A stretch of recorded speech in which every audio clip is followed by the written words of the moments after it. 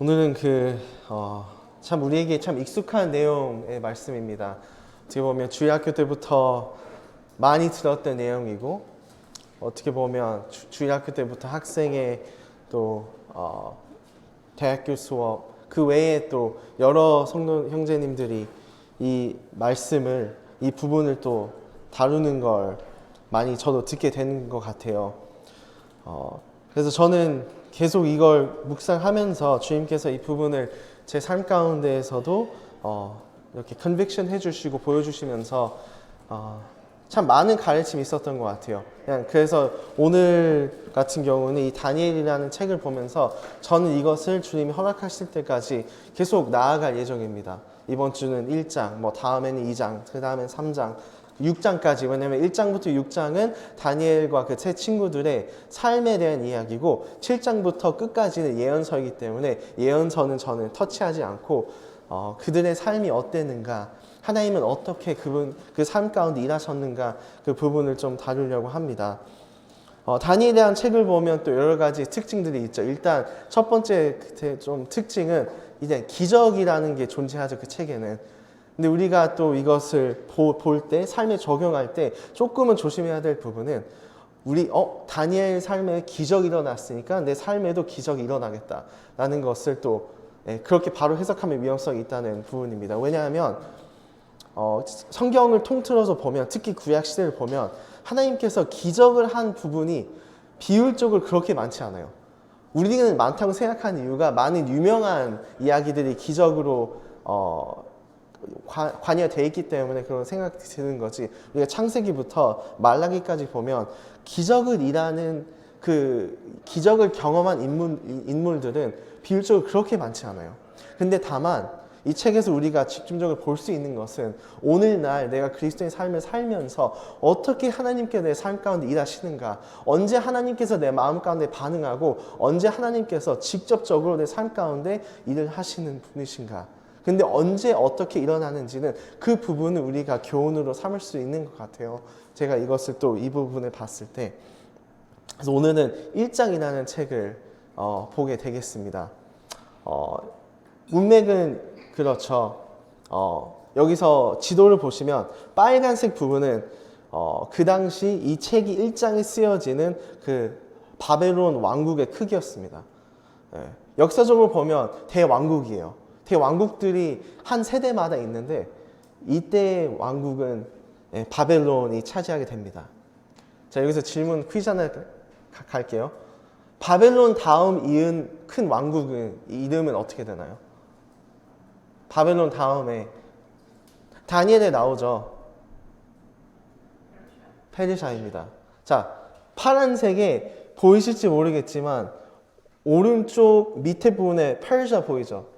페르시아 보이죠? 자, 어떻게 되냐면 이때 얼마 후 지나지 않아 한 다니엘 3, 4장으로 가면, 페르시아라는 왕국이 그 미디안 엠파이어인데, 그것도 왕국인데, 페르시아라는 나라가 반란을 일으켜서 그 미디안 엠파이어를 잡아먹고 나서 바벨론 엠파이어를 또 잡아먹게 됩니다. 그래서 그 지도상은 그렇게 보면 돼요. 바벨론 왕국의 바벨론이라는 그 도시도 그 중간 지점에 볼 수 있어요. 그 점, 그 보이시죠? 바벨론. 살짝 강가 옆에 있는 바벨론. 바벨론은 그 위치에 있습니다.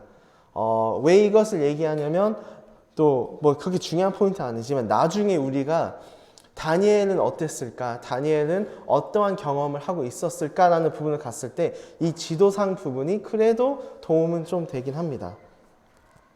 그래서 오늘은 1장을 봤을 때 저는 3절부터 17절을 중점으로 볼 생각입니다. 그래서 오늘의 주제는 땡땡의 믿음의 여정으로 주제를 잡았고요. 본문은 말씀드렸고, 세 가지 포인트로 나눌 겁니다. 3절부터 7절은 되게 심플해요. 믿음은 어렵다. 믿음이란 것은 쉬운 게 아니다. 때론 우리가 되게 흔하게 사용하고 되게 쉽게 생각할 때도 있지만, 다니엘 책은 결코 믿음이 쉬운 거라고 표현하지 않고 있다 볼 거고요. 8절부터 14절은 믿음 안의 결정이라는 것을 우리가 보게 될 거고, 마지막 15절부터 17절은 믿음의 결과를 우리가 보게 될 겁니다. 그래서 다니엘이 어떻게 그 어려운 믿음 가운데 그 믿음 안에 결정을 했고 또 믿음 안에 그 결과는 어떻게 하나님께서 이뤄내셨는지 그 부분 우리가 보게 되겠습니다. 그러면 혹시 사역 형제님 다니엘 1장 3절부터 17절 읽어주시면 감사하겠습니다. 그후 느부갓네살 왕이 군중 대신 아스푸나스에게 명하여 유다 땅에서 포로로 붙잡아온 이스라엘 자손 가운데 왕족과 기도 충신의 소년 몇 명을 뽑아서 왕궁으로 데려오게 하였다. 신체에 아무 결함이 없어 건강하고 용모가 잘생겼을 뿐만 아니라 다방면에 타고난 재주가 있고 똑똑해서 학문을 익히는 데 남다르며 또한 모든 일을 지혜롭게 처리할 만한 통찰력이 있어 장차 왕궁에서 왕을 모실 만한 능력이 있어 보이는 소년 몇 명을 왕궁으로 데려와서 그들에게 바빌로니아의 학문과 언어를 가르치도록 하였다. 왕이 또 명령을 내려 그 소년들에게 왕실의 맛있는 음식과 왕실의 귀한 포도주에서 그들에게 필요한 일정량을 날마다 공급해 주어 3년 동안 궁중 교육을 시키도록 하였다. 그것은 궁중 교육을 다 마친 후에 그들을 등용하여 왕을 모시게 하기 위함이었다. 그렇게 해서 신중하게 가려 뽑힌 사람들 가운데 유다 지파 출신의 소년들이 있었으니 다니엘과 하나냐와 미사엘과 아사랴가 바로 그들이었다. 궁중 대신 아스부나스는 그들의 이름을 모두 바빌로니아식으로 붙여주었는데 다니엘은 벨드사살, 하나냐는 사드락, 미사엘은 메사, 그리고 아사랴는 아벤느고라고 하였다. 그러나 다니엘은 왕궁의 음식과 포도주로 자기 몸을 더럽히지 않으리라고 마음먹고 궁중 대신에게 왕궁의 음식과 술을 먹지 않도록 해달라고 부탁하였다. 이때 하나님께서는 궁중 대신에게 다니엘을 아끼고 호의를 베풀고 싶은 마음을 주셨다. 궁중 대신이 다니엘에게 말했다. 하지만 너희가 먹을 음식과 술을 직접 정해주신 분은 왕이시므로 내가 나의 주인이신 왕을 두려워한다. 만일 너희가 왕의 음식과 술을 먹지 않음으로 해서 왕께서 보시기에 너희가 다른 사람들보다 얼굴이 상하여 헬스케하게 보인다면 어찌할 셈이냐? 그렇게 되면 너희 때문에 내 목숨까지 왕 앞에서 위태롭게 될 것이다. 그러자 다니엘은 궁중 대신이 임명한 감독관 곧 궁중 대신이 자신과 자신의 세 친구인 하나냐와 미사엘과 아사랴를 맡아 보살피라고 세운 감독관에게 이렇게 말했다.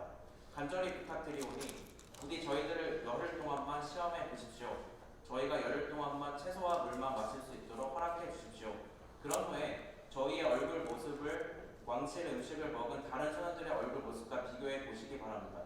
그리고 그 결과에 따라서 저희들을 감독관님의 마음대로 처분하십시오. 그러자 감독관은 다니엘의 말대로 열흘 동안만 그들을 시험해 보기로 하였다. 열흘이 지났다. 감독관이 다니엘과 그의 세 친구의 얼굴 모습을 보니 그들은 열흘 동안 채소와 물만 먹었는데도 그동안 맛있고 진귀한 왕실 음식을 먹은 다른 소년들보다도 더욱 얼굴에 윤기가 흐르고 혈색도 좋아 아주 건강해 보였다. 그러므로 감독관은 이때부터 다니엘과 그의 세 친구에게 진영된 왕실 음식 대신에 채식만 하도록 허락해 주었다. 하나님께서는 이 네 소년들에게 남다른 지혜와 지식을 주셔서 모든 학문과 재주에 능통할 수 있게 하셨다. 특별히 다니엘에게는 환상이나 꿈을 깨닫고 해석하는 능력까지 주셨다. 네, 감사합니다. 좀 긴 부분이었지만 또 같이 읽어주셔서 감사합니다. 이스라엘은 멸망했습니다. 써여져 있었던 시기에는 멸망했고 성경에서 특히 구약에서 왜 멸망했는지 때로 보면 그 왕과 그 백성들이 하나님을 떠났기 때문에 하나님께서 그 일을 겪게 하셨죠. 어떻게 보면 이스라엘 역사상 정말 어두운 시기입니다. 이게 영적으로도 타락했고 심지어 나라까지 빼앗긴 상황이었어요. 그 상황 가운데 3절 보시면 왕이 명령을 합니다. 어린 아이들을, 어린 청년 남자들을 데리고 와라. 예루살렘에서 바벨론까지. 근데 3절 보면 우리가 좀 정확한 어떠한 요구를 했는지 볼 수가 있어요. 첫 번째 요구는 그거죠. 소년이어야 된다. 나이가 어려야 된다는 거죠. 두 번째, 흠이 없어야 된다. 흠이 없어야 된다는 의미는 건강해야 된다는 거였어요. 장애 있으면 안 되고 되게 건강한 청년, 아름다우며 외모를 얘기하는 거예요. 잘생긴 부분. 지식과 학문이 뛰어나야 됐었어요. 지능을 얘기하고 있죠. 그리고 재주가 많았어야 됐었어요. 탤런트 할 수 있는 게 다재다능한, 할 수 있는 게 많은 것을 잘하는 그런 케이스여야 됐다는 것을 얘기해주고 있고, 이게 왕의 스페시픽한 명령이었다는 거예요. 근데 여기서 좀 생각해 보시면 됩니다. 어느 왕이 이런 청년들을 데리고 온 이유가 뭘까요? 지금 현재 살고 있는 세대는 망했어요. 영적으로도 망했고 나라를 지키는 면에서도 망했고, 근데 이 왕이 하려고 했던 것은 다음 세대를 공략했던 거예요.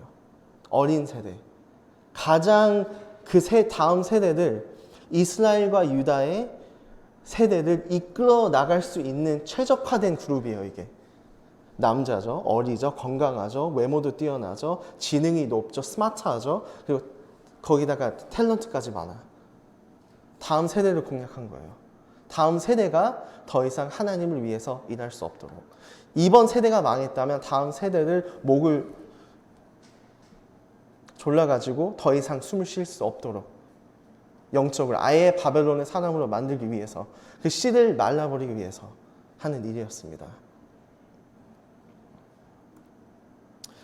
그래서 4절 보시면 그 왕의 나라의 조건들이 있어요. 오케이, 그러면 이들을 갖고, 이 최적화된 그룹을 갖고 어떻게 했냐 그럼. 자, 사진을 보시면 당시에 그 바벨론이라는 도시입니다. 아까 지도에 봤을 때 바벨론은 어디 근처에 있었죠? 어느 강가에 위치해 있었죠.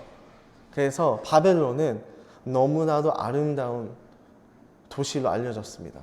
사진에 보이는 것처럼 강가가 흐르고 강이 있으면 또 뭐가 있죠? 나무가 풍성하죠. 나무가 풍성하면 또 많은 것 살 수 있죠. 그걸 갖고 집을 지을 수도 있고 돈을 벌 수도 있고, 그래서 되게 부유하고 아름다운 그런, 누구나 가서 살고 싶은 도시, 샤랄라라는 도시였습니다. 그래서 왕이 내어줬던 조건은 그거였어요. 청년 남자들한테 relocation, 지리상 다른 데로 옮기는 것, 그리고 최고급 학교를 졸업할 수 있는 조건을 줬고요. 왜냐하면 왕에 있었던 성전에서 그 공부를 받았으니까 최고급 공무원 커리어가 보장됐고요. 학교를 끝나면 바로 너는 왕 밑에서 일을 한다. 그리고 최고급 맛집 보장합니다. 왕이 먹었던 음식을 먹게 해줍니다.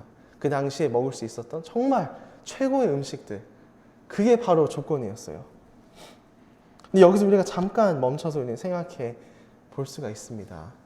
만약 당신이 형제 자매님이 다니엘이었다면, 혹은 다니엘의 부모였다면 어떤 반응을 하시겠어요? 나 진짜 걱정된다. 지금까지 우리가 믿어왔던, 그리고 나의 하나님을 까먹으면 어떡하지? 잊어버리면 어떡하지? 혹은 너무나 유혹들이 많아서 멀어지면 어떡하지? 그게 과연 형제 자매님들의 반응이겠습니까? 아니면 반응이 아우 그럴 게 뭐야, 남들에 비해서 그래도 맛있는 거 먹고 최고급 커리어가 보장되고 가장 좋은 학교를 가는데 거기서 지키면 되지. 혹은 내 자녀는 자랑스러워, 역시 다른 자녀들과 비교했을 때 내 자녀는 뛰어나. 혹시 그게 반응일까요? 그 다음에 다니엘과 세 친구들은 이름이 바뀌게 됩니다. 여기 보시다시피 다니엘의 이름은 하나님은 재판관이다, 재판장이다. 근데 벨드사살은 나는 이젠 벨의 왕자다 라고 얘기해주고 있고, 하나냐는 여호와의 자비를 뜻하지만 사드락이라는 이름은 월신 아쿠의 명령, 또 미사엘은 하나님과 같은 자는 누구냐, 바뀐 이름 메삭, 아쿠와 같은 자는 누구냐, 그리고 아사라, 여호와께서 도우시리라, 아벤드고, 느부신의 종이다. 그렇게 이름의 의미와 정체를 왕은 바꾸게 됩니다. 아예 이름도, 그 이름을 기억하는 그 의미도, 그 하나님도 다 잊어버릴 수 있도록. 그래서 왕의 계획은 5절, 7절은 그거였어요. 정체성을 일단 바꾸는 거. 그리고 모든 지식, 그 문화, 언어, 문학까지 싹 다 바꾸는 거. 이제는 바벨론의 문화, 바벨론의 언어, 바벨론의 문학, 바벨론이 섬기고 있는 이방신들 섬기게 하는 거. 그리고 모든 먹는 것, 입는 것, 안전, 그 하루의 필요들, 하루의 은혜들 다 채워주는 것. 혹은 이 세상이 말하는 행복하게 해주는 것이었습니다. 이게 왕의 계획이었어요. 5절부터 7절까지. 그럼 이 계획을 가진 왕의 목적은 과연 뭐였을까요? 이 왕의 목적은 나의 정체성, 그리스도인이라는 아이덴티티, 내가 갖고 있는 모든 지식, 내가 알고 있었던 모든 성경적인 문화, 언어, 그리고 오늘의 하루에 먹을 것, 입을 것, 안전, 원래는 하나님으로부터 온다는 것. 내가 하나님으로부터 이지해서 나를 챙겨주시는 분은 나의 조상들을 만나러 먹였던 나의 하나님이어야 되는데, 이 왕과 이 나라의 시스템이 만든 거는 더 이상 하나님이 아니라 그 왕과 그 나라의 시스템을 의지하게 만드는 거였습니다. 더 이상 나를 행복하게 해주시는 분, 나를 챙겨주시는 분, 나를 보살펴주시는 분은 하나님이 아니라 왕과 그의 강한 나라의 시스템이다. 그렇게 왕의 목적이었습니다. 그래서 이들한테는 어릴 때부터 하나님을 배웠던 이 청년 남자들한테는 하나님이라는 존재는 내가 정말 의지하고 따라야 되는 분이 아니라 그런 거죠. 내가 편할 때 찾아가도 되는 분. 필요보다는 있으면 좋은 분. 혹은 내가 이제는 극한 상황에 있을 때만 찾는 분. 매일의 삶은 maybe 필요가 없는 분. 그렇게 변해가고 하는 것이, 그 브레인워시 하는 것이 이 왕과 이 나라의 목적이었습니다. 그렇게 이 다음 세대를 이끌 최적화된 이스라엘 청년 남자 그룹을 변하게 하는, 더 이상 하나님으로 위해 쓰지 못하게끔 하는 것이 이 왕의 목적인 것을 우리는 확실히 볼 수가 있어요. 어느 형제님은 이렇게 말씀했습니다. 내가 사탄이라면 나는 어떻게 할까? 내가 사탄이라면 어떻게 하나님의 사람들을 흔들어 놓을까? 라고 했을 때는 솔직히 이렇게 하지 않을까라는 생각을 얘기합니다. 그분은 그렇게 얘기해요. 물론 이 책에 있는 다니엘서, 바벨론 왕국, 옛날 이야기지만 과연 이런 3절부터 7절의 특징들을 봤을 때 과연 한국인으로서 미국에 살고 있는 우리와 다르게 많이 다른 게 있을까요? 미국이라는 나라가 주는 문학이, 학교, 안전, 입는 것, 먹을 것, 그 풍요함이 과연 이 바벨론이라는 나라와 많이 다를 게 있을까요? 그 얘기를 해줬습니다. 그래서 미국에도 보면 그런 것 같습니다. 지금의 그 어린 아이들이 받고 있는 에듀케이션, 학교에 그런 것을 가르쳐요. 모두를 받아들여야 된다. 그게 동성애든, 트랜스젠더이든, 레이시즘이든 그 모든 것들은 다 받아들여야 된다라고 가르쳐요. 받아들이지 않으면 네가 나쁜 사람 된다고 가르칩니다. 우리 문화를 보면 좋겠습니다. 우리 문화는 내 중심적인 문화입니다. 나의 마음, 나의 생각, 나의 필요성, 내 마음은 누구도 알아주지 않아. 나는 그 마인드셋, 그 문화에 살고 있고요. 그리고 이 미국이라는 나라는 좋은 퀄리티로 많은 것을 우리에게 서플라이를 해주죠. 조금만 노력하면 먹을 거 살 수 있고, 먹는 것뿐만 아니라 그 먹는 것도 급으로 나눠져 있잖아요. fast food, local restaurant, luxury restaurant, hotel, lounge. 그런 것들이 다 서플라이해주고 있고요. 어떻게 보면 사탄이 일할 수 있는 최적화된 곳이 아닌가라는 생각이 들었어요.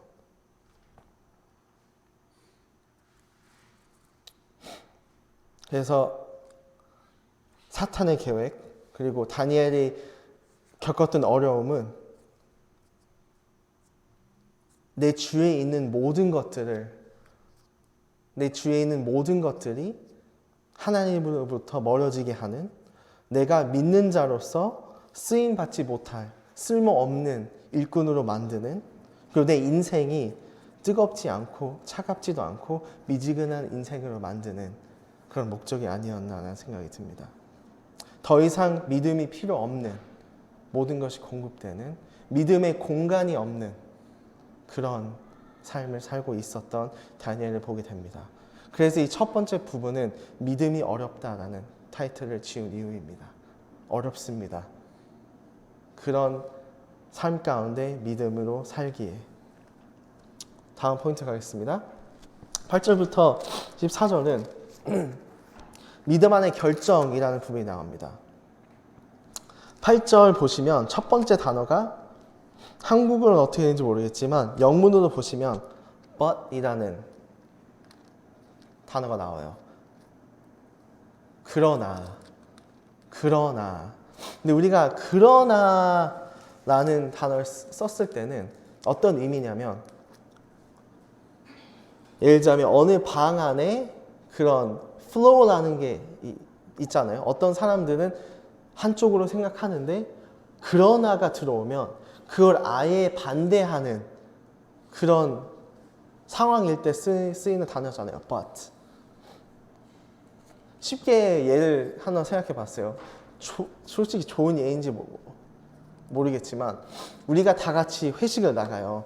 근데 회식을 가서 밥을 먹으면 누군가가 그걸 내야 되잖아요. 근데 예를 들자면 항상 그래도 자주 내는 사람이 있어요. 근데 이 사람이 또 내려고 하잖아요. 제가 뭐 대학생 때부터 쭉 약간 그 상황을 살피면 다양한 유형이 있어요. 곧바로 눈을 피하는 유형이 있고요. 눈을 피하고 고개 숙이고는 사람이 있고요. 어떤 유형은 정말 말 많이 하고 분위기 띄우다가 갑자기 조용해지는 유형이 있고요. 어떠한 유형은 왜 또 네가 해 뭐 하자라는 유형이 있고, 근데 정말 그러나 예를 들면 이 전에 얘는 다 그래서 그러므로 해서 그래서 조용해졌다, 뭐 그래서 눈을 피했다, 뭐 그러므로 나서지 않았다. 근데 그러나라는 단어를 썼을 때는 정말 아니야, 이번에는 내가 낼게, 내가 꼭 낼 거야, 그때 그러나가 쓰여지는 거거든요. 모든 플로우의 흐름을 타지 않고 거기에서 구별되고 나오는. 근데 그게 바로 다니엘이었다는 거예요. 모든 상황이, 모든 눈치가 어느 한 플로우로 타고 있는데 거기서 8절에 다니엘은 그러나라는 소리가 나왔습니다. 뜻을 정했다라고 얘기해요. 근데 이것을 히브리어 보면 마음으로 뜻을 정했다가 좀 정확한 것 같아요. 마음으로 이미 확신한 결심을 했다라는 부분입니다. 다니엘은 마음 가운데 확실한 결심을 했다. 여기서 조금 저는 놀라는 것 같아요. 8절 보면 그 환관장에게 이렇게 구했다는 거예요. 나는 이 음식과 포도주를 안 먹겠습니다. 왜?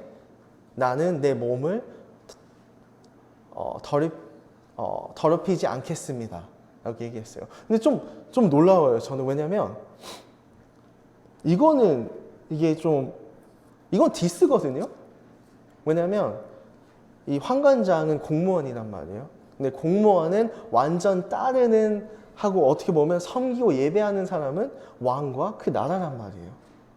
근데 그 왕, 진짜 정말 그 누구도 먹지 못하는 왕의 음식과 포도주인데 다니엘은 그걸 갖다가 나는 너가 생각하는 이 음식과 포도주로 내 몸을 더럽히지 않겠다. 이거는 더러운 것이다라고 한 거예요. 저는 고린도전서와 에베소서가 생각났어요. 고린도 전서에는 믿는 자들에게, 고린도 성도들에게 정말 거룩한 삶을 살지 않고 있는 그리스도인들 얘기했던 게 너는 거룩한 성전이다. 그래서 거룩하게 살아라 제발. 그리고 에베소서는 너는 빛의 간증이다. 그래서 다니엘은 어떻게 보면 이 상황 가운데 거룩하지 않는 곳에서 거룩한 성전이었고 빛이 계속 어두워지는 세상에서 유일한 빛이었던 거예요.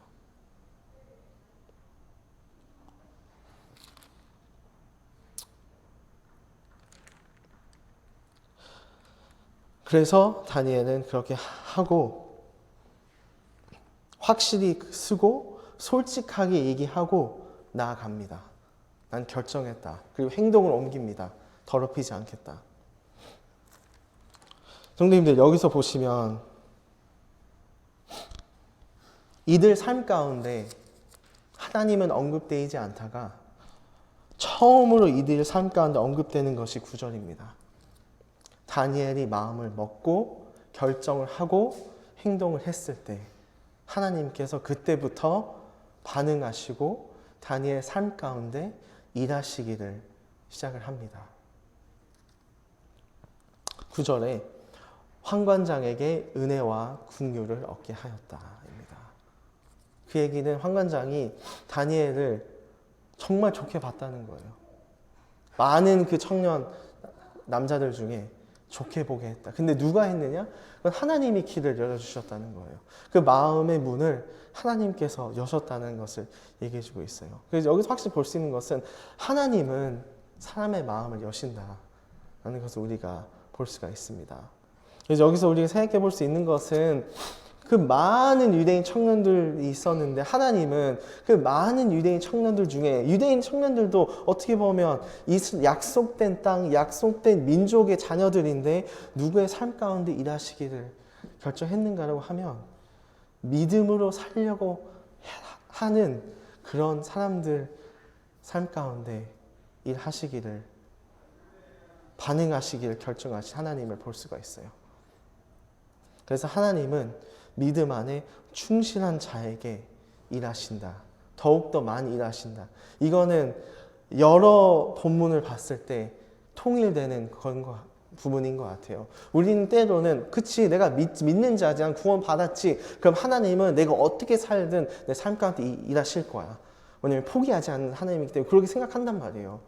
근데 신약에 봐도 구약에 봐도 때로 보면 하나님은 믿는 자들 가운데 하나님에게 다가가기 원하는, 하나님을 찾는, 하나님을 믿음으로 구하는 자들에게 더욱더 많이 일하시고 더욱더 복 주시고 더욱더 은혜를 더하시고 그 삶이 정말로 기쁨으로 충만할 수 있도록 그분의 삶 가운데 일하시더라고요. 근데 믿는 자로서 그 선택을 안 한다면 내가 과연 미지근한 삶을 계속 살겠다. 나는 내 방향대로 살겠다. 나는 내 방향대로 살지만 하나님의 은혜를 다 얻겠다라고 하는 사람들은 결코 하나님의 은혜와 일하심을 경험하지 못하더라고요. 근데 그거는 우리의 삶 가운뿐만 아니라 우리가 주위에 보는 간증들뿐만 아니라 말씀, 구약, 신약 통틀어서 동일한 내용입니다. 그래서 10절에 보면 다니엘은 평화로운 지혜를 행하는 걸 볼 수 있어요. 근데 여기서 저는 평화로운 지혜라고 얘기해주고 싶어요. 근데 왜냐면 다니엘이 일단 얘기했죠. 난 더럽히지 않겠다. 근데 충분히 다니엘은 그렇게 할 수 있었단 말이에요. 얘기할 수 있었어요. 나는 보지도 먹지도 않겠다. 뭐 환관장은 환관장의 직장인이 알아서 해라. 환관장의 벌을 받든 뭐 차명을 달아든 그분의 일이 나는 하나님을 믿기 때문에 그러지 않겠다. 충분히 할 수 있었는데 정말 유심하게 볼 필요가 있는 것은 그리고 우리의 그리스도의 삶에서도 정말 본받을 수 있는 것은 전혀 반항하지 않았다는 거였어요. 끝까지 세게 나가지 않았다는 거였어요. 근데 뭐였냐면 존중하게 부탁했다는 거였어요. 그 황관장에게. 내 입장이 이럽니다. 나는 부탁합니다. 영어로는 please가 들어가요. please. Would you please? 정말 존중하게. 그리고 그 부탁이 솔직히 요즘에 찾아보기 힘든 것 같아요. 모두를 배려하는 부탁이었다는 거예요. 때로는 우리가 부탁이나 요구와 생각을 얘기할 때 이미 난 다 끝났어. 내 판단, 분별, 생각 다 끝났어. 이걸 같이 해결해 나가야 되는데 나는 이미 생각 다 끝나고 내 의견은 그냥 얘기하는 거죠. 근데 때로는 그렇게 얘기할 때 문제들이 많이 일어나는 것을 많이 볼 수 있잖아요. 근데 다니엘이 선택했던 방식은 부탁이었고 모두를 배려하고 생각하는 부탁이었다는 거예요. 환관장도 목숨이 달려있다는 부분이었다는 것을 알고 있었기 때문에 다니엘이 요구했던 계획과 부탁은 그 환관장을 100% 배려하는, 너무나도 어떻게 보면 환관장을 자신보다 더 배려하는 부탁이었죠.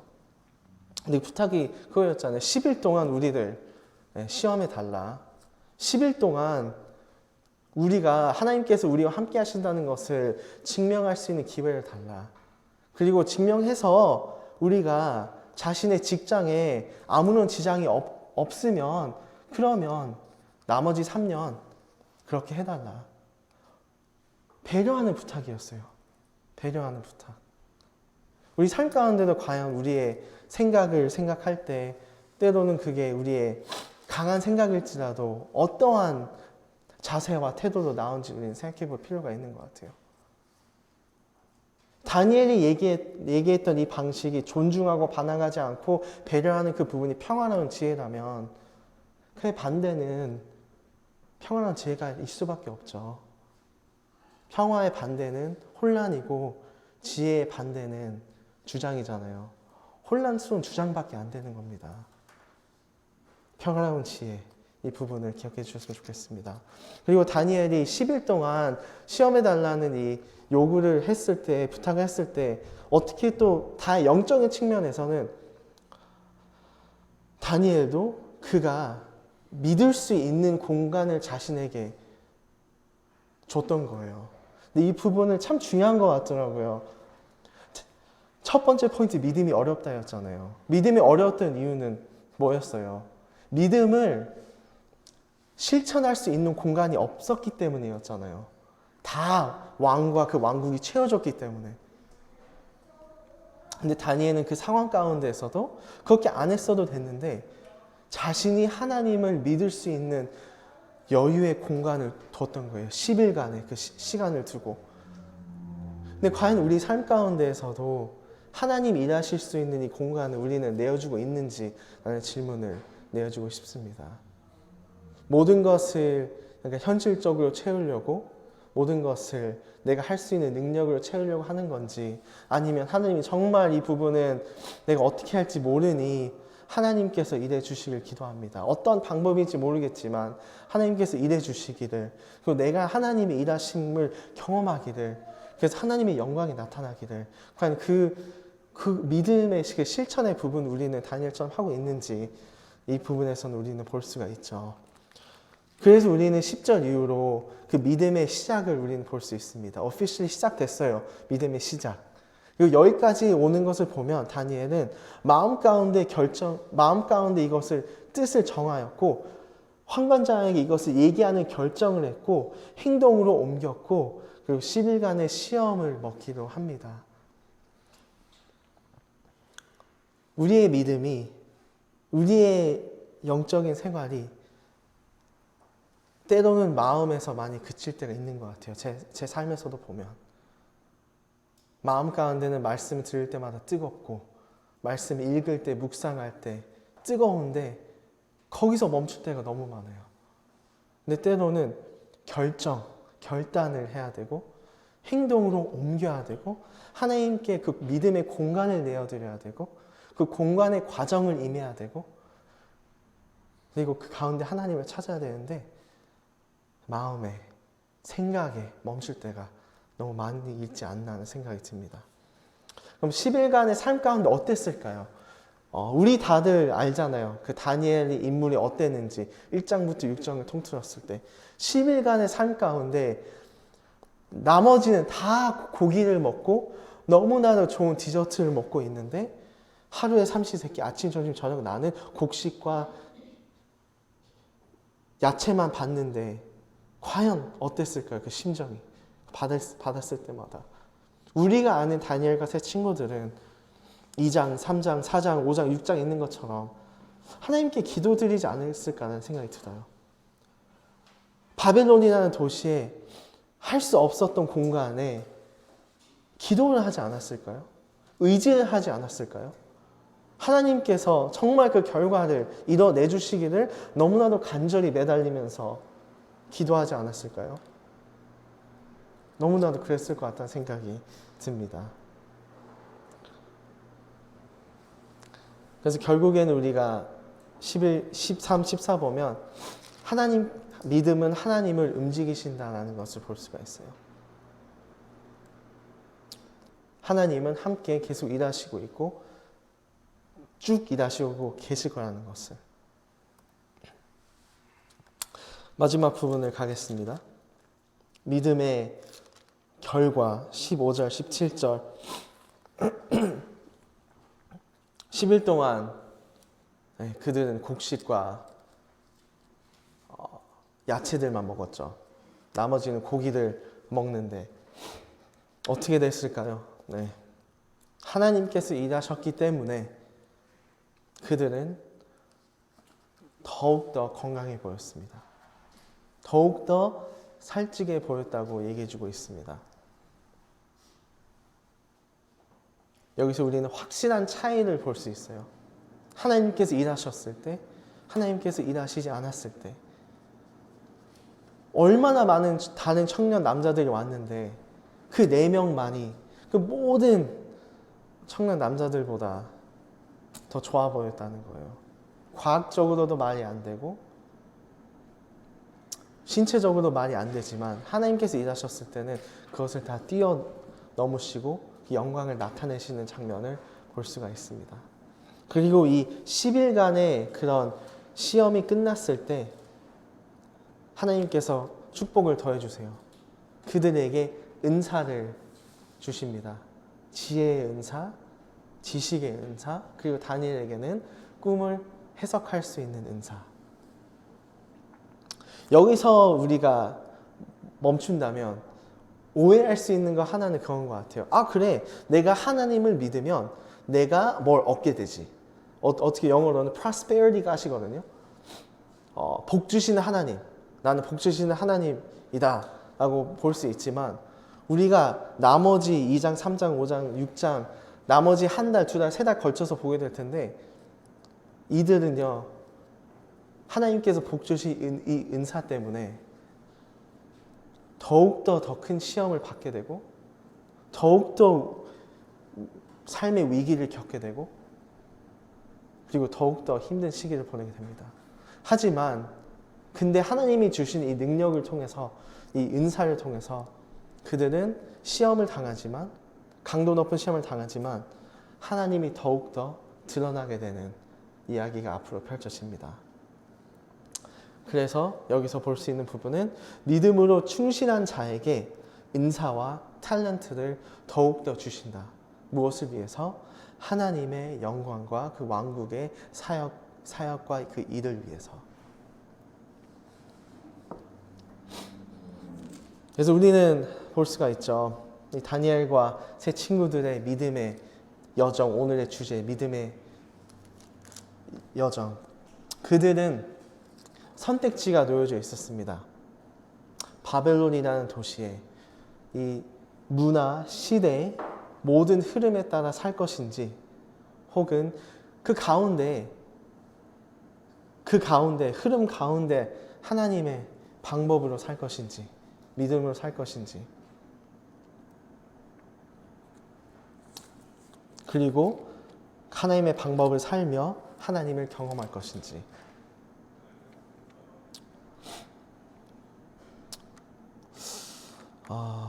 그래서 당신이 혹은 형제 자매님이 경험하신 하나님은 어떠한 하나님이십니까? 내가 순종하면